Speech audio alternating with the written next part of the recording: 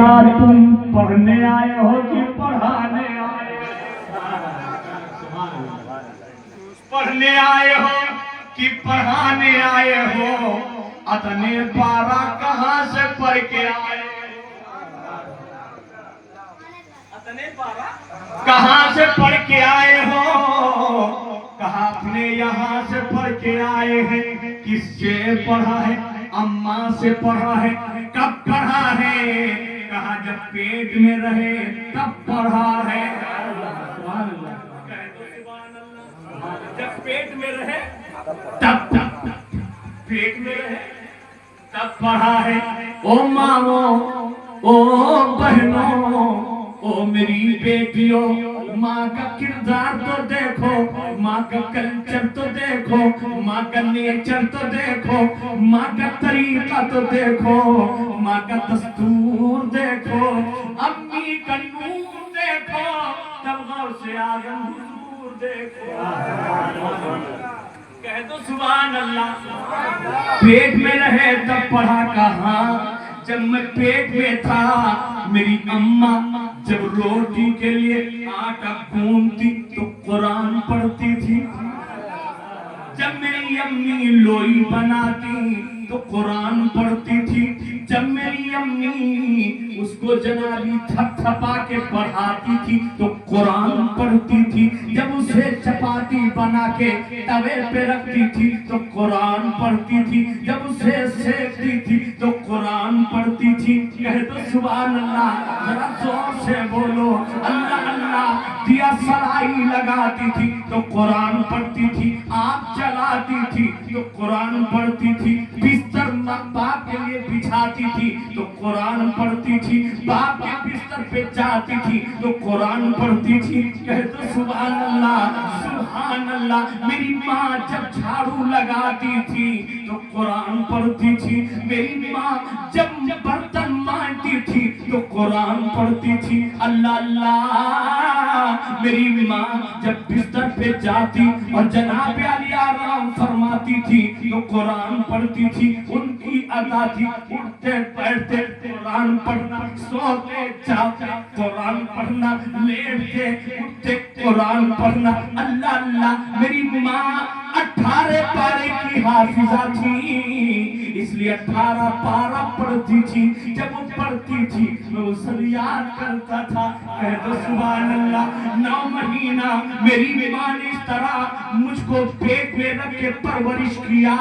اسی لیے مولا نے مجھے 18 پارے کا حافظ تو ماں کے پیٹ ہی میں بنا دیا غوث اعظم کی اماں نے آج کی اماں کو آج کی بہنوں کو آج کی بیٹیوں کو آج کی ماں کو درس دیا جب تمہارے پیٹ میں بچہ ہو تمہارے پیٹ میں بچی ہو تو تم فلمی گانا مت سناؤ جب تمہارے پیٹ میں بچہ ہو تم موبائل پہ اپنی نگاہیں غلط تصویروں پہ مت جماؤ جب تمہارے پیٹ میں بچہ ہو اپنی زبان سے گالی گلوچ کبھی مت نکالو جب تمہارے پیٹ میں بچہ ہو تو اسلام کے خلاف کوئی کام مت کیو ہاتھ مت بڑھاؤ قدم مت بڑھاؤ آنکھوں سے مت دیکھو اگر تم نے اپنے پیٹ میں بچے کو رکھ کر کلمہ پڑھنا شروع کیا سوتے سوتے درود پڑھنا شروع کیا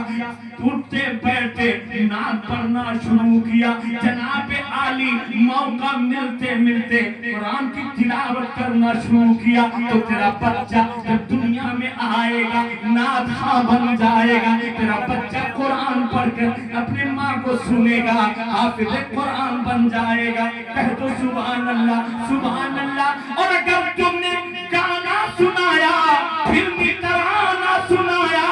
اور موبائل پر تم نے غلط نگاہ جمایا تو تمہاری بچی ہوگی تو وہ بھی فاحشہ ہوگی تمہاری بچی آئے گی وہ بھی جناب عالی موبائل پر زنا کرے گی آپ کہیں گے موبائل پر کیسے زنا ہوتا ہے غلط تصویروں کو دیکھ کر من کو ادھر طرف لے جانا یہ بھی زنا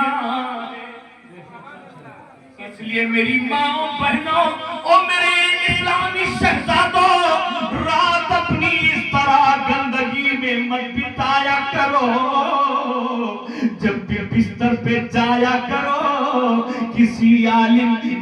کسی شاعر کی نعت کو سن سن کے گنگنایا کرو، اور جیسے غلط چیز سامنے آئے فوراً ہٹایا کرو، اور سوتے سوتے یہ گنگنایا کرو، میں سو جاؤں یا مصطفیٰ کہتے کہتے، اور میں سو جاؤں یا مصطفیٰ کہتے کہتے، کھلے آنکھ صلی اللہ کہتے کہتے،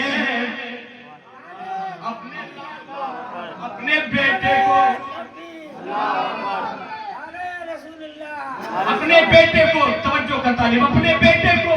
اگر تم اس طرح اچھا دیکھنا چاہتی ہو تو ماں کے پیٹ میں جب بچے ہوتے یا بچی ہوتی ہے تو اس کا اثر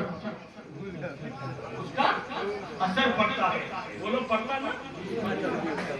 ڈاکٹر کے پاس آپ جاتے ہیں تو اس کو بھائی غذا کھلانا، انار کھلانا، سیب کھلانا ہے نا،